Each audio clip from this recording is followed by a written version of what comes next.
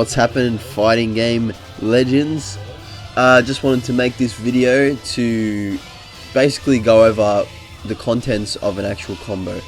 A lot of players in Tekken, they will know the fundamentals, the movement, you know, all those defensive options, things like that, but maybe not know exactly how to connect the combo. So I'm just going to explain a little of how each combo connects with each other and how you can maximize your damage. So as you can see, the core of a combo is launch, filler, screw attack, then ender. For the purpose of this video, because I'm playing Tekken Tag, I'll be using bound moves, but you don't have to worry about that because they've been replaced with screw moves. So it's basically the same concept, just different moves that connect your combo together.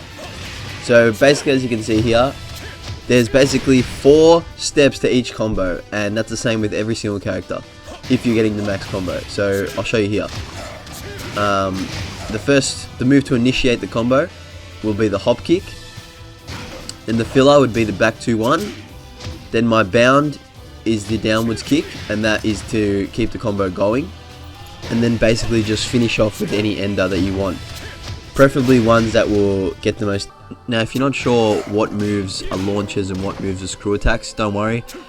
Just try them out, and any move that launches the opponent upwards and leaves them in an airborne state will be a launcher.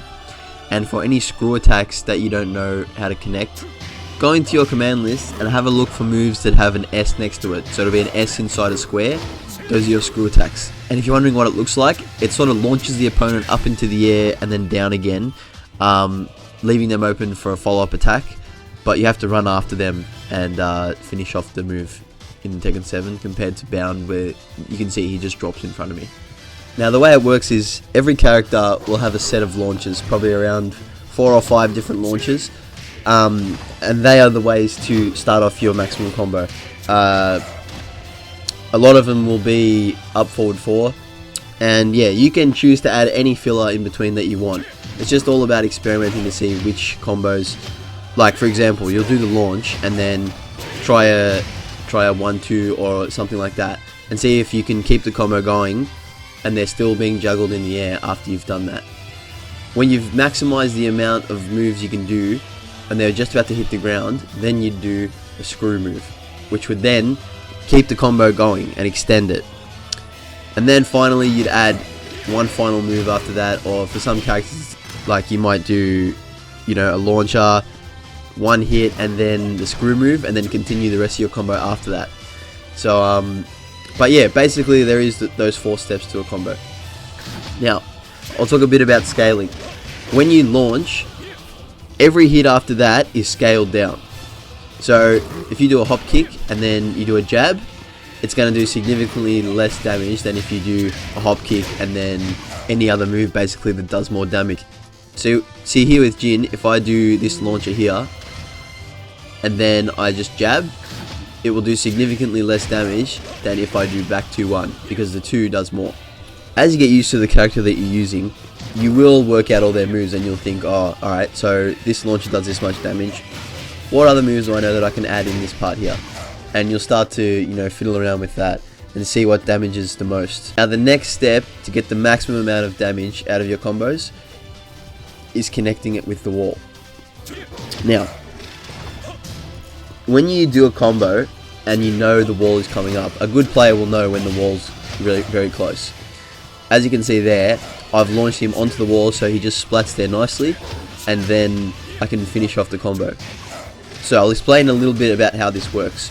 The more hits you have in your combo, so the longer they're in the air being juggled, the further away they get pushed and the harder it is to connect moves.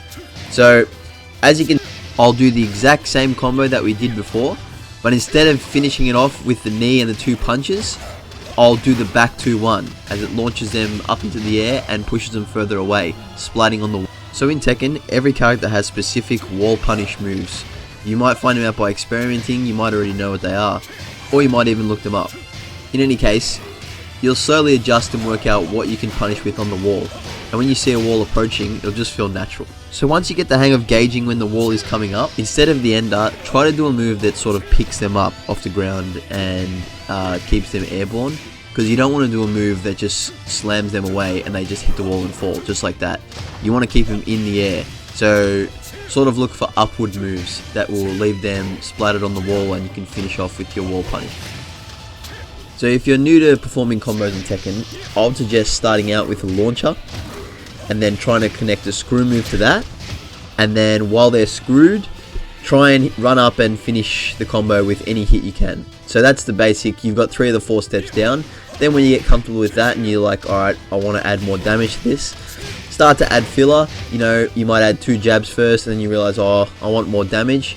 You'll switch into another combo that you do, and then you'll do the screw, and then you'll find a better ender, and yeah, it just continues on from there. I mean, it looks very daunting and hard because, you know, 11 hit combo, you think, oh, how am I going to remember all that?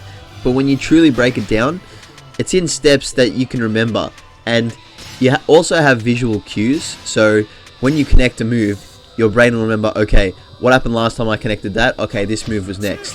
And you'll slowly get used to stringing them all together until it's just second. So the last thing I want to talk about concerning combos and maximizing damage is comboing off counter hit. So as you can see, I've thrown out a kick there, and the counter hit is if they throw out a button and I throw out a button, if mine gets through first, mine will be a counter hit. A lot of people look for that launcher to get their full combo, and sometimes it can come across as obvious. So if you are ready to capitalize on your counter hits, you can get a full combo as well. See right here, you can see I get the full combo just with no launch at the start. The counter hit acts as a launch and will do more damage because it's a counter hit. So once you get familiar with counter hitting and you see that they get knocked over or tripped, remember for next time, okay, they get knocked over from that, I can do a combo off that. Or if they get tripped or they get knocked back or they do the crumble where they like fall to their knees, you can do all your combos from that without the stress of thinking, alright, I gotta get this launcher in or I'm not gonna get a full combo. Just try pokes with different moves, you know what I mean? Another thing I just wanted to mention quickly about combos is sometimes if you are trying to connect moves and they are just out of reach or like they just fall short, sometimes a jab is needed to realign them. So sometimes you will do a launcher and then an attack, and just as they're about to hit the ground, if you jab them, they'll get brought back up to, you know, medium height, and you can continue your combo. So yeah, if you're doing a combo and it doesn't connect, maybe it won't connect, but if it is just missing by a hair, try a jab to realign them. Well, there you go guys, that's the basic gist of how combos work in Tekken and how they will work in Tekken 7.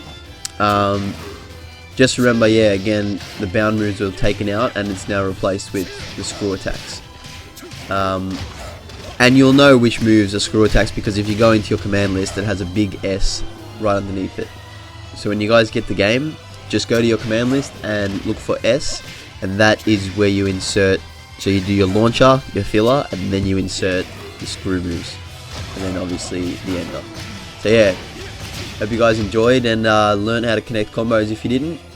The game releases in about 12 hours, so yeah, look forward to tons of Tekken related videos in the next week at least. Take it easy.